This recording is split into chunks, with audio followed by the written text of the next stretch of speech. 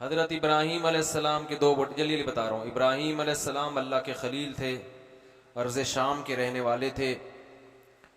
अल्लाह ने आपको बहुत आजमाया, आप हर आजमाइश में पूरे उतरे, तो अल्लाह ने कहा कि मैं आपको दो बेटे दूंगा। जब हिजरत की ना, खानदान से अलग हो गए, तो अल्लाह ने कहा अब आपका अपना खानदान बनेगा। दो ज़ौजा थी आपकी, हजरत हाजरा और हजरत सारा। तो अल्लाह ने एक ज़ौजा हजरत हाजरा से आपको बेटे दिए जिनका नाम इस्माइल, जो मक्का में आके आबाद हो गई, जिनकी याद में, जिनकी सुन्नत पूरी करने के लिए हम सफ़ा और मरवा में सई करते हैं, दौड़ते हैं। हजरत हाजरा ने भी कुर्बानी दी, हजरत सारा ने भी कुर्बानी दी, क्योंकि शौहर दीनदार हो और हिजरत भी करे तो ऐसे टेंशन के मौके पे बीवी आम तौर पे साथ छोड़ देती है, कहती है भाई जाओ, मैंने तो शादी की थी, पैसे मिलेंगे, पैसे तो अब मिल नहीं रहे। सच्ची मुच्ची की बीवी वही होती है जो खुशी गमी दोनों में आपके साथ रहे। ये नहीं कि पैसे कम हो गए तो अदालत से खुला ले लिया जाके। तो हजरत सारा ने भी साथ दिया, हजरत हाजरा ने भी। और कैसा साथ दिया हजरत हाजरा ने कि इब्राहीम अलैहिस्सलाम उनको जा रहे हैं मक्का छोड़ने के लिए। आप जरा कभी जहाज से सफर करें ना, अरब के रेगिस्तान हवाई जहाज से नजर आते हैं, इतने लंबे लंबे सहरा। और कभी सऊदी अरब के अंदर बाय रोड सफर करें, मदीना से दम्माम या मक्का से दम्माम या अल-खुबर, इतने लंबे लंबे सहरा, ताहद्दे निगाह रेत। उन रेतों में फिलिस्तीन से मक्का का अपनी बीवी को लेके सफर करना, ऊंट पे बैठ के, ये आसान काम नहीं है। और ये वो दौर था जब वहां आबादी थी नहीं। हजरत इब्राहीम अपनी ज़ौजा हजरत हाजरा और छोटे बच्चे इस्माइल को लेके कहां जा रहे हैं? मक्का। ज़ौजा पूछ रही हैं भाई क्या हो गया, ये कौन से रेगिस्तानों में आप मुझे सफर करा रहे हैं? और मक्का की जमीन जहां ना घास का तिनका ना पानी, वहां सफा और मरवा के करीब ले जाके डाल दिया। छोटा बच्चा भी है और बीवी भी। अल्लाह असल में उस जगह को इस्लाम का मरकज बनाना चाहते थे, मगर अल्लाह ने पहले बताया, बोलो नहीं। अल्लाह कुर्बानी लेते हैं कि तुम्हारा जो काम है तुम वो करो, जो मेरा काम है वो मैं करूंगा। हम कहते हैं अल्लाह पहले बताए कि ये वाला काम, ये वाली नमाज पढ़ने से क्या फायदा होगा, है भाई? अगर मैं हराम छोड़ूंगा, हलाल पे आऊंगा, तो कितने पैसे अलग से एक्स्ट्रा अल्लाह की तरफ से पैसे मिलेंगे ठीक है ना। अगर मैं हराम जॉब छोड़ के हलाल पे आऊंगा, तो अल्लाह ने रिस्क का जो वादा किया है, तो अल्लाह पहले दिखाए कि कितने इजाफी पैसे मिलेंगे। बैंक मैनेजर कहता है कि अगर मैं सूदी बैंक में मैनेजमेंट की जॉब छोड़ूंगा, तो हलाल में अगर इसकी डबल मिल रही होगी तो छोड़ूंगा, वरना दुनिया छोड़ दूंगा, सूदी जॉब नहीं छोड़ूंगा। ये नहीं होता, ये सारे गैब के वादे हैं। अल्लाह पे एतमाद, तवक्कुल, अल्लाह के हुक्म को फॉलो करना है, नतीजा किसके हाथ में छोड़ना है? अल्लाह। फिर सर उठा के जीता इंसान, मजा आता है यार। क्या नबी ने फरमाया, ज़ाक़ा तअमल ईमान मन रज़िया बिल्लाहि रब्बन व बिल इस्लामी दीना। फरमाया जो अल्लाह से राजी हो गया कि असल अल्लाह बस वही है और इस्लाम मेरा मजहब है और नबी मेरे रसूल हैं, जो इस पे दिल से राजी हो गया ना, वो ईमान की मिठास चख लेगा। ईमान का टेस्ट है बड़ा लजीज, इस्लाम बड़ा मजेदार मजहब है, उसको इस्लाम का टेस्ट समझ में आ जाएगा। हमें क्यों समझ में नहीं आता? लटके हुए हैं बीच में, ट्राई कर रहे होते हैं ठीक है ना, कर लेते हैं, पढ़ के कर देख लेते। तो नतीजा अल्लाह पे छोड़ो। अगर अल्लाह ने एक काम का हुक्म दिया है कि ये करना है हर कीमत पे, तो हजरत इब्राहीम को हुक्म दिया अपनी ज़ौजा को कहां छोड़ के आ जाए? मक्का। ये सूरह बकरा में अल्लाह ने बताया और सूरह इब्राहीम में भी। जब मक्का छोड़कर आ रहे हैं, सूरह बकरा में तो नहीं, सूरह इब्राहीम में, जब मक्का छोड़कर आ रहे हैं तो इतनी दूर लंबा सफर कोई बीवी साथ जाने के लिए तैयार होगी? और जाना भी नहीं चाहिए। वो पता नहीं ये कोई इब्राहीम थोड़ी है ना, पता नहीं बंदा किधर लेके जा रहा है। तो वो तो पैगंबर थे ना, उनकी ज़ौजा को यकीन था कि पैगंबर की मर्जी के बगैर ये काम नहीं कर सकते। तो जब वापस आने लगे तो उन्होंने फरमाया कि आप ये क्या कर रहे हैं? हजरत इब्राहिम खामोश। हजरत हाजरा ने पूछा, सिर्फ इतना बता दें ये अल्लाह के हुक्म से है या अपनी मर्जी से? फरमाया अल्लाह के हुक्म से। सही है, बुखारी की हदीस है। हजरत हाजरा ने फरमाया, इज़ल ला युज़य्यिउना, फिर अल्लाह हमें जाया नहीं करेगा। फिर अल्लाह जाया, ये हो नहीं सकता कि अल्लाह कहत से मारने के लिए हमें यहां डाल के जा रहा हो, फिर कुछ करेगा। अल्लाह क्या करेगा हमें नहीं पता। तवक्कुल का यही तो मतलब है भाई, कि जमीनी असबाब बिल्कुल भी नहीं है। लोग कहते हैं हम निकाह करेंगे पहले इतनी तनख्वाह हो जाए। अल्लाह कहते हैं निकाह करो, तवक्कुल किस पे करो? अल्लाह पे। तनख्वाह डबल हो गई, फिर क्या तवक्कुल है भाई? बहुत मुश्किल है यार। फिर वही बातें हैं, समझ तो ये बड़ा मसला हो गया यार। किसी के कल मैं कमेंट्स पढ़ रहा था, नीचे उन्होंने लिखा कि आप ये जो बार बार दरमियान में बोलते हैं, बोलो ना भाई, क्या हो गया भाई, इससे बहुत दिमाग खराब होता है, ये ना बोला करें। तो मेरा दिल चाह रहा था मैं उसको रिप्लाई करूं कि जब सामने वाले नहीं बोलते तो इससे ज्यादा मेरा दिमाग खराब होता है। तो दिमाग की चटनी एक दूसरे की बना रहे हैं, तो आप हमारे दिमाग की चटनी, हम आपके दिमाग की चटनी। तो हजरत हाजरा को यकीन था अल्लाह का हुक्म है तो जाया नहीं होंगे।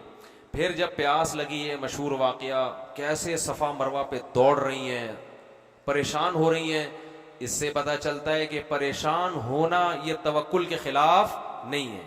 अल्लाह की तरफ से जब आजमाइश आती है तो रोता भी है, दर्द भी होता है, हाय हुए भी करता है, ये नेचुरल है। इसका ये मतलब नहीं है कि ये अल्लाह की तकदीर पे राजी नहीं है। बाज लोग को बुखार में तकलीफ है, उफ तौबा यार ये क्या हो गया, लोग कहते हैं इनमें तवक्कुल ही नहीं है। ये कैसे बुजुर्ग हैं, इनमें तवक्कुल है ही नहीं। इनका बच्चा मर गया, ये फिर भी रो रहे हैं। तो भाई ये तो नेचुरल है। कुत्ते से डर रहे हैं बुजुर्ग हो के, किससे डर रहे हैं? कुत्ते से क्या कर रहे हैं? कब्रिस्तान से अकेले गुजरते हुए इनको डर लगता है। भाई कब्रिस्तान से अकेले अपनी जिम्मेदारी पे गुजरो, इसका बुजुर्ग होने से कोई ताल्लुक बोलो नहीं। कब्रिस्तान आप जा रहे हो, हर आदमी को, मुझे लगता ही नहीं लगता, मुझे नहीं पता, मैंने कभी ट्राई नहीं किया, लेकिन हर एक को डर रात के अंधेरे में कब्रिस्तान से डर लगता है। इसका बुजुर्गी से कोई ताल्लुक नहीं है। तो गम भी होता है, परेशानी भी होती है, बीमारियों से बचने की फिक्र भी होती है, सब कुछ। हाँ, हर चीज में एतदाल होता है, दिल में एक सुकून होता है कि ये किसकी तरफ से है? अल्लाह की तरफ से। वो डिप्रेशन नहीं होती जो बेदीन लोगों को होती है। तो हजरत हाजरा ने फरमाया अल्लाह हमें जाया नहीं करेगा। फिर वो भागी सफा मरवा पे। फिर हजरत इस्माइल ने एड़ियां रगड़ी और जिब्रील ने आके वहां पर मारा, और नीचे से जो चश्मा जारी हुआ है, किसी का बाप भी उसके पानी को आज तक रोक नहीं सकता। ऐसा पानी निकला है, और इतना बेहतरीन पानी। वो भाई बड़े बड़े चश्मे चलते हैं, बंद हो जाते हैं, ये कैसा चश्मा है कि दूर दूर तक पानी का नाम, या तो होता ना मरी में होता, नथिया गली में होता है भाई, और बड़े खूबसूरत चश्मों में एक और चश्मा निकल आता। हम कहते हैं इस इलाके में तो वैसे ही पानी इतना है कि एक चश्मा और सही। उस इलाके में आज भी पानी महंगा, पेट्रोल सस्ता।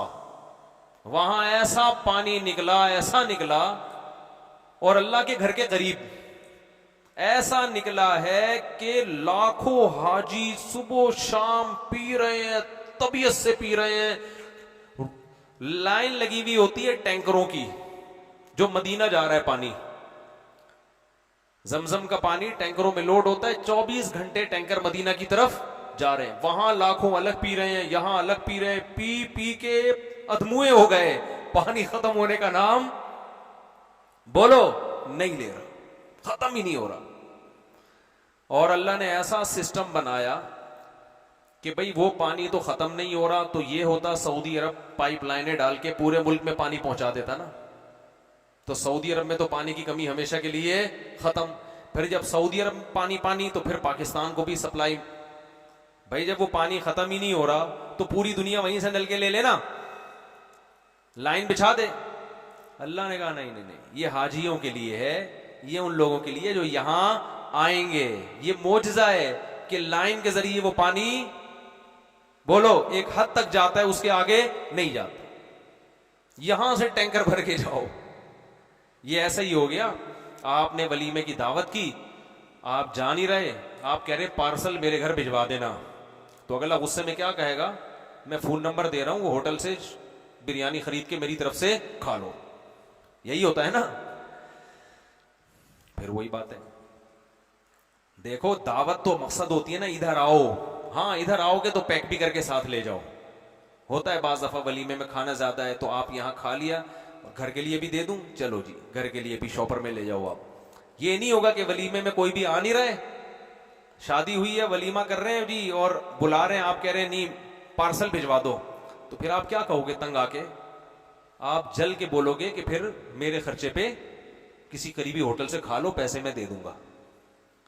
बल्कि और ज्यादा तपोगे आप बोलोगे खाना खाने का दिल चाह रहा है कहाँ चाह रहा है, खा लो, किसने मना किया है। वो एक आदमी किसी के पास गया ना, चाय पीनी है, कह रहा हाँ तो फिर पी लो ना, होटल है साथ में, जाके अपने खर्चे पे पी लो चाय। एक आदमी ने ऐलान किया कि एक बेहतरीन जॉब है, 2 वक्त का खाना फ्री।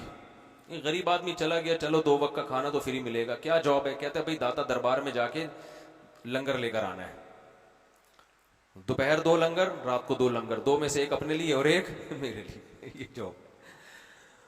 तो हजरत हाजरा ने क्या कुर्बानी दी है। और जम जम, क्यों इसका नाम, हजरत हाजरा की जबान अरबी थोड़ी थी, वो कह रही थी जम जम रुक जा, इब्रानी जबान में जम जम कहते हैं रुक जा। इतना फैल रहा था ना वो पानी, ऐसा चश्मा फूटा है उसके अंदर से। अल्लाह को कुर्बानी बड़ी पसंद है। हम लोग पेड़े खा के इस्लाम पे चलना चाहते हैं, कोई हिम्मत करके दाढ़ी नहीं रख रहा, वो कह रहे जब मैं बूढ़ा हो जाऊंगा रखूंगा। फिर क्या यार, अभी जवान हो, अभी जवान हो, अभी दाढ़ी रखो, अभी स्टाइल है आपके, अभी रोड लाइनर बन के चलते हो, अभी कुर्ते जो है ना ऐसे ऐसे करके जा रहे होते हो, अभी कट्स दिखा रहे हो लोगों को, अभी दाढ़ी रखो जवानी में। ये कुर्बानी है, अल्लाह को पसंद आएगी। जवानी में जिना को छोड़ो, बचो इससे। और जिना उसका अल्लाह को जिना से बचना पसंद है जिसको औरत खुद जिना की दावत दे और वो कहे इन्नी अखाफुल्लाह, मुझे डर किसका है, अल्लाह का डर है। तो अल्लाह को कुर्बानी पसंद है। इब्राहीम अलैहिस्सलाम का इतना बड़ा मकाम क्यों है, कुर्बानी बहुत है। सबसे पहले कौम की कुर्बानी, बाप को छोड़ दिया, रिश्तेदारों को छोड़ दिया, सबने पकड़ के आग में डाल दिया, कूद रहे हैं आग में, अल्लाह ने आग को ठंडा कर दिया आपके लिए, सब कुछ छोड़ दिया ना। तो अल्लाह ने कहा आपको मैं अकेला, बोलो नहीं छोड़ूंगा। तो अकेला कैसे नहीं छोड़ेगा अल्लाह, कोई तो मेरे साथ है नहीं। तो अल्लाह ने फरमाया आपका निकाह, आपकी जो दोनों ज़ौजात हैं, दूसरी शादी भी हजरत इब्राहिम की बाद में हुई है, तो आपकी दोनों बीवियों से आपको बेटे मिलेंगे नेक और सालेह, ये आपका खानदान, नया खानदान आबाद होगा आप। तो इब्राहीम अलैहिस्सलाम के 2 बेटे इस्माइल और इसहाक, ये मैं नसब बयान कर रहा था। तो मैं ये अर्ज कर रहा था कि हजरत हाजरा की कुर्बानी है, तो अल्लाह ने हजरत हाजरा को भी नवाजा ना, क्या नवाजा है यार। जो पैगंबर हज पे जा रहा है, जो सहाबी हज पे जा रहे हैं, अल्लाह कहते हैं हाजरा की तरह सफा और मरवा पे तुमने दौड़ लगानी। मेरी बंदी ने कुर्बानी दी थी, उसका बच्चे की याद में बच्चे को बिलकता देख के तड़पना मुझे बहुत पसंद आया था। देखो अल्लाह की भी क्या हिकमत है।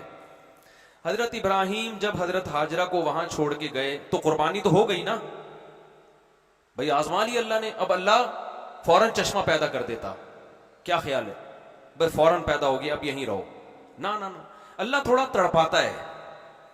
हमारे हजरत फरमाया करते थे ये मोहब्बत की चुटकी है। कभी कभार महबूब को मोहब्बत की वजह से टेंशन दी जाती है, क्योंकि टेंशन के बाद जो खुशी मिलती है वो बगैर टेंशन वाली खुशी से ज्यादा अच्छी नहीं होती।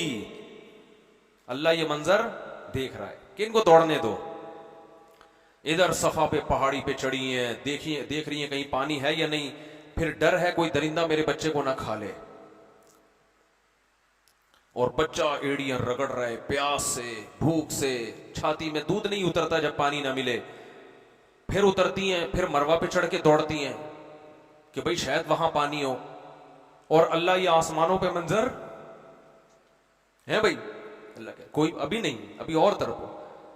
ऐसे मौके पे हजरत हाजरा रो तो रही हैं, भाग तो रही हैं, मगर अल्लाह से शिकायत नहीं कर रही कि अल्लाह ये क्या, मैंने तेरे पैगंबर से शादी की है, कितनी बड़ी कुर्बानी दी और उसका मुझे ये सिला मिला है। एक हर्फ भी जबान पे शिकायत का बोलो नहीं आ रहा। अल्लाह ये देख भी रहा है, दिखा भी रहा है दुनिया को। ऐसे होते हैं शुक्रगुजार, बात बात पे खुदकुशियां, बात बात पे ये इतना बड़ा गम। क्या ये गम उस गम से ज्यादा नहीं था जो खुदकुशी करने वालों को होता है? खुदकुशी करने वालों को क्या गम होता है? एक मोहब्बत नाकाम हो गई, इम्तिहान में नंबर कम आ गए, ये कोई गम है? मां का गम होता है जब मां को अपना भी पता हो कि मैं भी भूख प्यास से तड़प के मरूंगी और मेरा बच्चा भी भूख और प्यास से तड़प रहा है।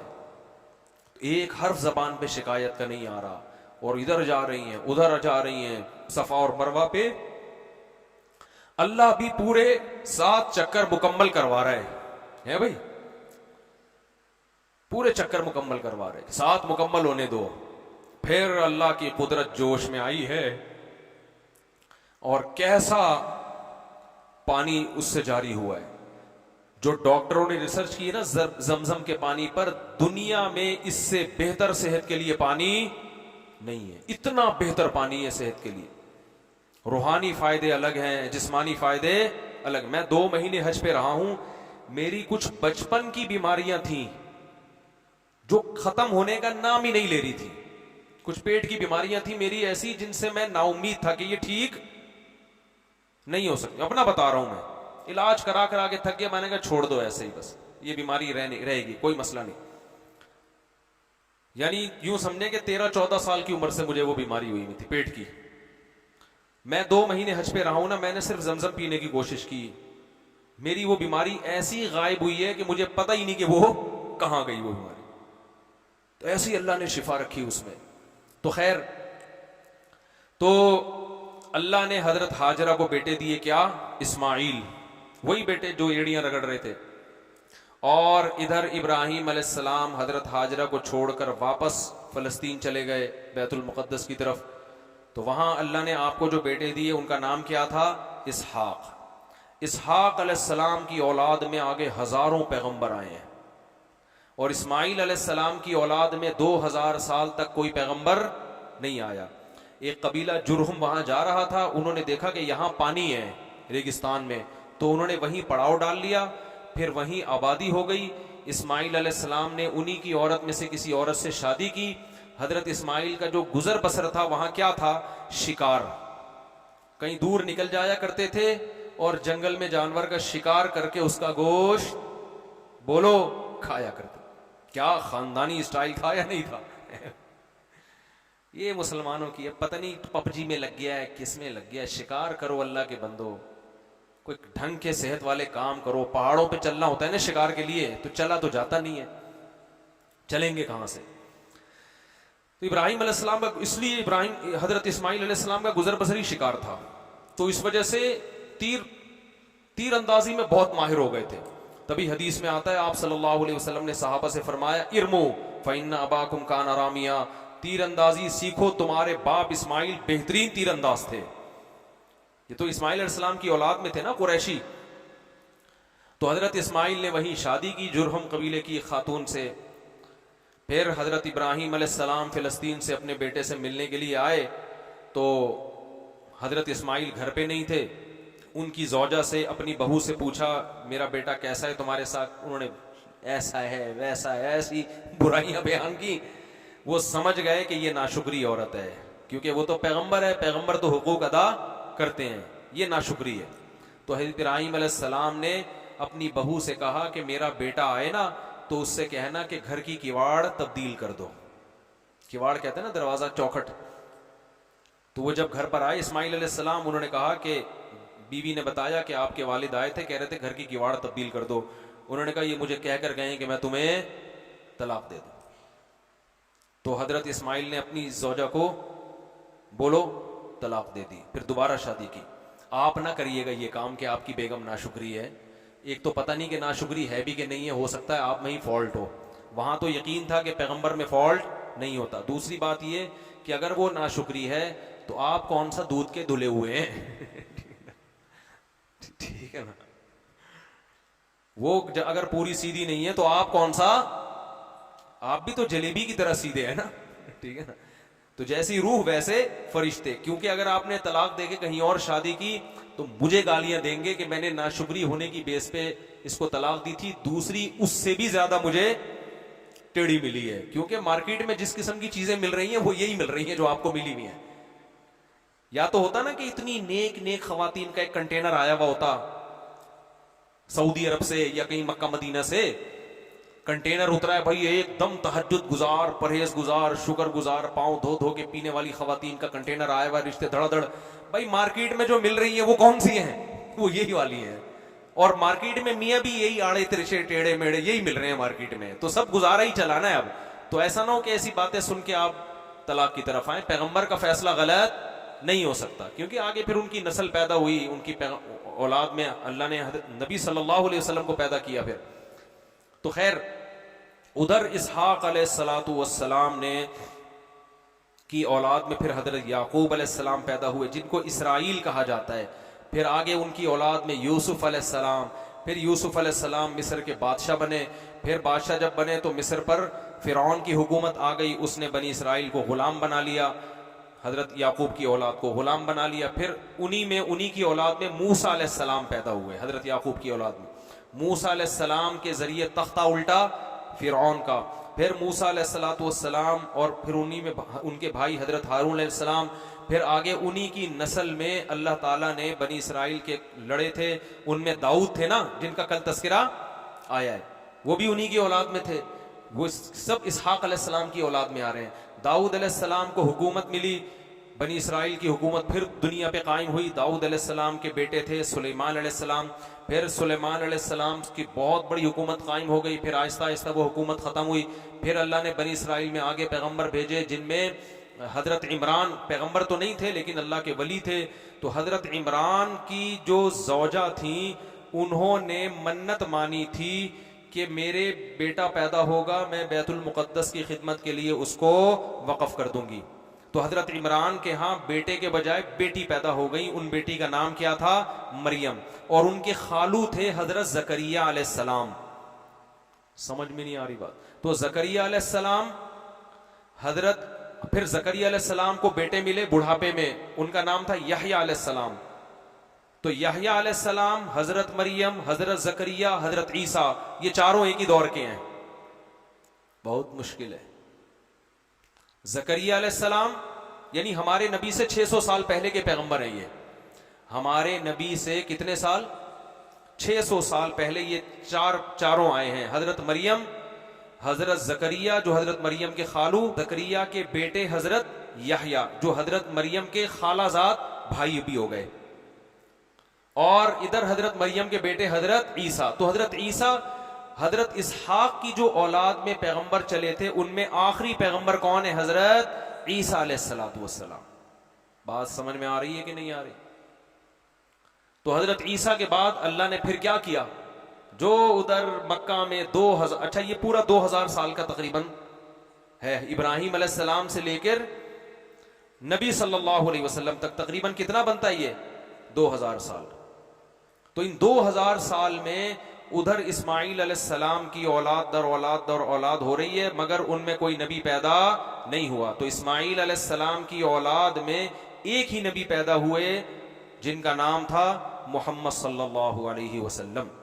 ये सिलसिला खोपड़ी में आया कि नहीं आया? बाकी इदरीस अलैहिस्सलाम वो इब्राहिम अलैहिस्सलाम से पहले के हैं, नूह अलैहिस्सलाम वो इब्राहिम अलैहिस्सलाम से पहले के हैं। समझ में आ रही है कि नहीं आ रही है? तो अब अल्लाह कहते हैं कि अल्लाह ने आले इमरान को भी मुंतखब किया तमाम जहान वालों में, और उनमें हजरत इमरान की जौजा ने मन्नत मानी कि ए अल्लाह, मेरे पेट में जो बच्चा है मैं उसे दीन की खिदमत के लिए वक़फ़ करूंगी। लेकिन जब बच्चा पैदा हुआ तो वो बच्चा के बजाय क्या थी? बच्ची। तो परेशान हो गई, ये क्या भाई? लेकिन अल्लाह के इल्म में था कि इस बच्ची से अल्लाह वो काम लेगा जो बच्चों बेटे से नहीं। तो कुरान कहता है कि हजरत मरियम की वालदा का इंतकाल हो गया, फिर खानदान में झगड़ा हुआ कि इनकी कफालत कौन करेगा। तो हजरत मरियम के जो खालू थे हजरत जकरिया अलैहिस्सलाम, उनके निकाह में चूंकि हजरत मरियम की खाला थी, तो हदीस में आता है कि मां के बाद किसका दर्जा है? खाला का। तो वो कुरानदाजी में नाम भी हजरत जकरिया का निकला। हजरत जकरिया अलैहिस्सलाम ने हजरत मरियम की तरबियत की है अपने घर में, और हजरत मरियम इस कदर इबादत गुजार, इस कदर पाक दामन कि जब इंसान इबादत कसरत से करता है तो अल्लाह की तरफ से कुछ करामतें जाहिर होना शुरू हो जाती हैं। फजाइल अमाल में करामतें लिखी हुई है ना, जिनको ये शिर्क शिर्क कहते हैं, तो ये इसका शिर्क से कोई ताल्लुक नहीं है, ये तो अल्लाह की तरफ से होती हैं। तो हजरत मरियम को बेमौसम फल मिलते थे, बेमौसम फल। तो हजरत जकरिया अलैहिस्सलाम बूढ़े भी हो गए और उनके औलाद भी नहीं है, तो पूछा ये फल कहां से आए? उन्होंने कहा अल्लाह की तरफ से। फौरन दुआ मांगी, है अल्लाह तू मरियम को बेमौसम फल दे सकता है तो मुझे बुढ़ापे में औलाद क्यों नहीं दे सकता? तो बुढ़ापे में अल्लाह ने आपको याह्या अलैहिस्सलातु वस्सलाम दी। और अजीब बात यह है कि इतना मुबारक खानदान जिसकी कुरान तारीफें कर रहा है, कुरान कह रहे जकरिया और उनकी ज़ौजा हमसे दुआएं मांगा करते थे, नेकी में एक दूसरे से आगे बढ़ चढ़ के पहल किया करते थे, इतना मुबारक खानदान। लेकिन जकरिया अलैहिस्सलाम को भी कत्ल किया गया, सर पे आरा रख के चला दिया गया उनके।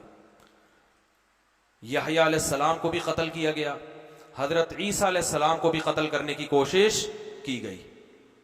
इससे पता चलता है भाई ये दुनिया दारुल अमल है, दारुल जजा नहीं है। यहां बड़े बड़े प्यारे पैगंबर दुनिया में आए हैं और लोगों ने उनके साथ जुल्म किया, सरों पे आरे रख के उनके दो टुकड़े कर दिए, लेकिन ना आसमान हरकत में आया ना जमीन में जुम्बिश हुई।